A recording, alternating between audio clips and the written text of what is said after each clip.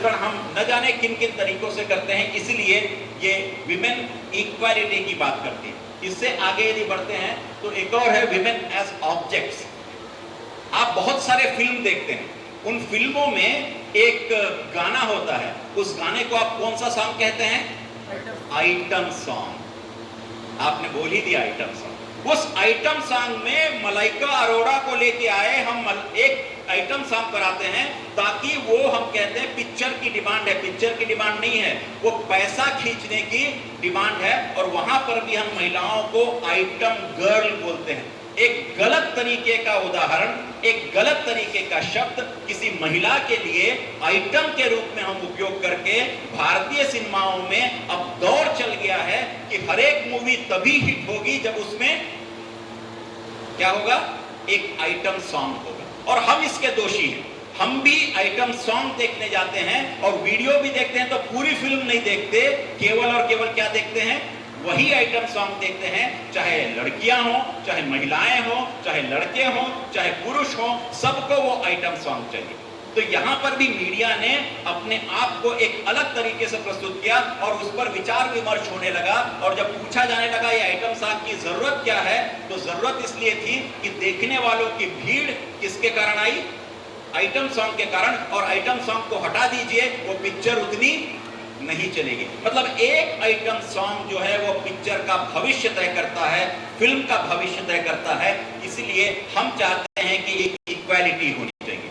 कोई किसी मूवी में आपने देखा है आइटम सॉन्ग में कोई लड़का आता हो? नहीं। तो आइटम सॉन्ग में केवल कौन आती है?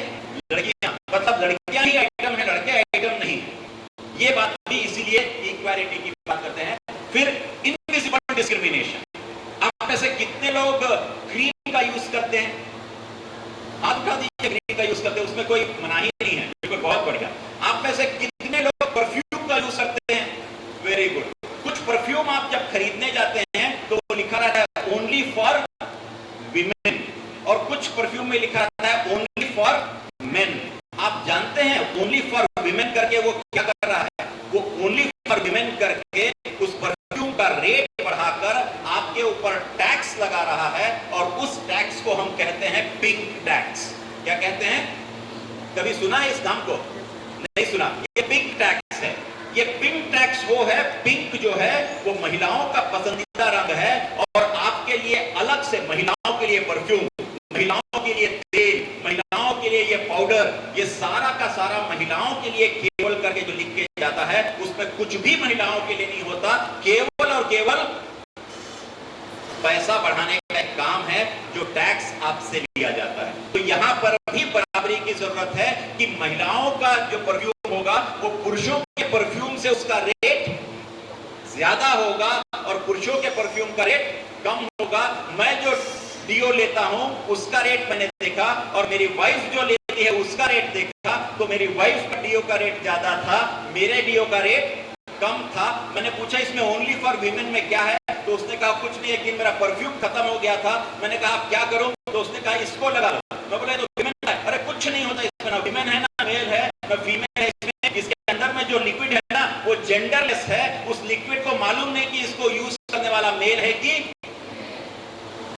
तो ये हम टैक्स देते हैं। तो हम जब जेंडर इक्वालिटी की बात करते हैं तो इस पर भी बात करनी चाहिए।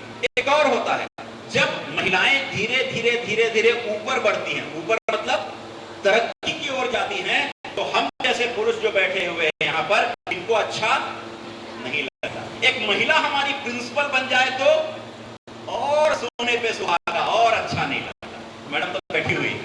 एक पुरुष प्रधान समाज में महिलाओं को ऊपर जाना अच्छा नहीं लगता, और महिला यदि सत्ता में आ गई तो हमें लगता है कि पुरुष उसके नीचे गुलाम हो गए। ऐसी हमारी सोच है, और इसी को हम एक और कहते हैं जिसका नाम है ग्लास सीलिंग। ये सुना था ग्लास सीलिंग?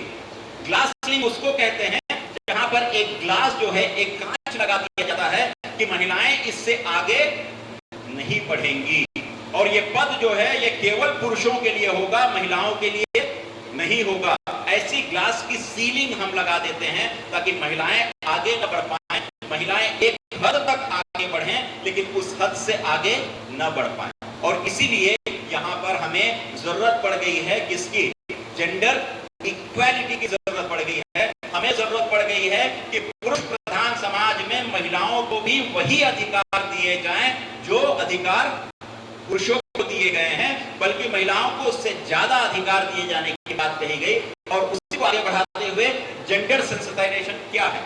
जेंडर सेंसिटाइजेशन कुछ भी नहीं है, केवल और केवल लोगों को जागरूक करके उनके दिमाग में पुरुष प्रधान या फिर एक पुरुष होने का जो गौरव है, उस गौरव में महिलाओं को भी गौरव देने का एक बात कही जाए। फिर दूसरा ये है कि किस तरीके से हम महिलाओं में और पुरुषों के बीच में सिंपैथी नहीं, सिंपैथी मतलब सहानुभूति, बल्कि परानुभूति का हम कर पाए। और परानुभूति को हम एम्पैथी कहते हैं। तो किस तरीके से हम एम्पैथी को डेवलप कर पाए, किस तरीके से हम अपने सोच को बदल पाए, एग्जामिनिंग देयर पर्सनल एटीट्यूड और बिलीफ। हमारा जो बिलीफ सिस्टम है, जो इतने सालों से घर कर गया है, उसको कैसे हम हटाएं और किस तरीके से हम लोगों को ये अवेयर कर पाए कि भारत जो है वो बदल रहा है, भारत में नर और नारी दोनों समान हैं, उस ओर हमको बढ़ाने के लिए जेंडर सेंसिटाइजेशन की आवश्यकता है। और वही जेंडर सेंसिटाइजेशन की इसकी ट्रेनिंग क्यों इंपॉर्टेंट है? आपका जो महाविद्यालय है, यहाँ हर एक जेंडर को, चाहे वो पुरुष हो या महिला हो, उसको देखने के नजरिए में परिवर्तन के लिए हमें इन वर्कशॉप या एफडीपी की आवश्यकता है। वो इसलिए आवश्यकता है ताकि हमारा एम्प्लॉयर जो हमें नौकरी देता है वो, और एम्प्लॉई जो हम लोग हैं वो, हम दोनों ये समझ पाए कि दोनों जेंडर समान हैं और दोनों जेंडर के लिए समान रूप से संविधान लागू है। हमारा भारत का संविधान क्या महिलाओं के लिए अलग, पुरुषों के लिए अलग है? यदि नहीं है तो क्यों हम वो जेंडर डिस्पैरिटी और जेंडर डिस्क्रिमिनेशन पे आ गए? और इसलिए जरूरी है कि हमारी ये जो ट्रेनिंग है वो एम्प्लॉयज को ये एक नया चीज देने का प्रयास करती है कि गुड इंटरपर्सनल रिलेशनशिप। मतलब ये हुआ कि महिला और पुरुष के बीच में जब हम किसी संस्थान में काम करते हैं तो दोनों एक टीम के जैसा काम करें। और टीम की परिभाषा क्या होती है, कोई बता सकते हैं? टीम का फुल फॉर्म क्या होता है? टीम का स्पेलिंग बता दीजिए। टीम का स्पेलिंग TEAM। टी से क्या होता है? टुगेदर। और ई से एवरीवन, ए से अचीव, एम से मोर। मतलब ये हुआ टुगेदर एवरीवन अचीव्स मोर। ये पांचों उंगलियां अलग अलग हैं कि नहीं है? हैं। अब ये पांचों उंगलियां जुड़ गई हैं, इससे कुछ परिवर्तन आ सकता है? आ सकता है। किसी के गाल पे लगाओ तो परिवर्तन आ जाएगा, 3 उंगलियां तो उतर जाएंगी, ठीक है। लेकिन इससे उंगलियां उतरेंगी क्या? नहीं उतरेंगी।